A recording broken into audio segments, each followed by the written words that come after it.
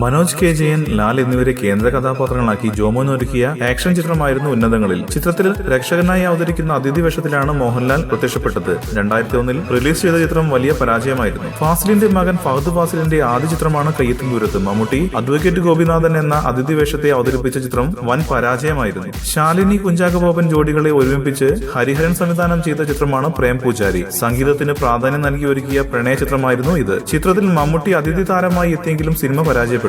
രഞ്ജിത്ത് മമ്മൂട്ടി കൂട്ടുകെട്ടിൽ ഏറെ പ്രതീക്ഷയോടെ പുറത്തിറങ്ങിയ ചിത്രമാണ് കടൽ കടന്നൊരു മാത്തുക്കുട്ടി. ജയറാം, ദിലീപ്, മോഹൻലാൽ തുടങ്ങി മലയാളത്തിലെ മുൻനിര താരങ്ങളെല്ലാം ചിത്രത്തിൽ അതിഥികളായി എത്തുന്നുണ്ട്. മോഹൻലാലായിട്ട് തന്നെയാണ് സിനിമയിൽ എത്തിയത്. എന്നിട്ടും സിനിമ പരാജയപ്പെട്ടു. മലയാളത്തിലെ ഇക്കാലത്തെയും ഗംഭീര വിജയമായ കിലുക്കത്തിന്റെ രണ്ടാം ഭാഗമായിട്ടാണ് സന്ധ്യാമോഹൻ കിലുക്കം കിലുകിലുക്കം എന്ന സിനിമ സംവിധാനം ചെയ്തത്. കുഞ്ചാക്കബോബൻ, ജയസൂര്യ, കാവ്യമാധവൻ എന്നിവർ പ്രധാന കഥാപാത്രങ്ങളെ അവതരിപ്പിച്ച സിനിമയിൽ കിലുക്കത്തിലെ ജോജിയായി മോഹൻലാൽ വീണ്ടും എത്തി. സിനിമ കിലുക്കത്തിന്റെ പേര് നഷ്ടപ്പെടുത്തുകയാണ് ഉണ്ടായത്. എം.എ. നിഷാദ് പുതുമുഖങ്ങൾക്ക് പ്രാധാന്യം നൽകി ഒരുക്കിയ ചിത്രമാണ് best of luck. Asif Ali, Kailash, Rima Kallingal, Archana Kavi എന്നിവർ പ്രധാന കഥാപാത്രങ്ങളെ അവതരിപ്പിച്ച ചിത്രത്തിൽ മെഗാസ്റ്റാർ മമ്മൂട്ടിയായി മമ്മൂട്ടി തന്നെ എത്തി. ചിത്രം ദയനീയമായ പരാജയമാണ് നേരിട്ടത്.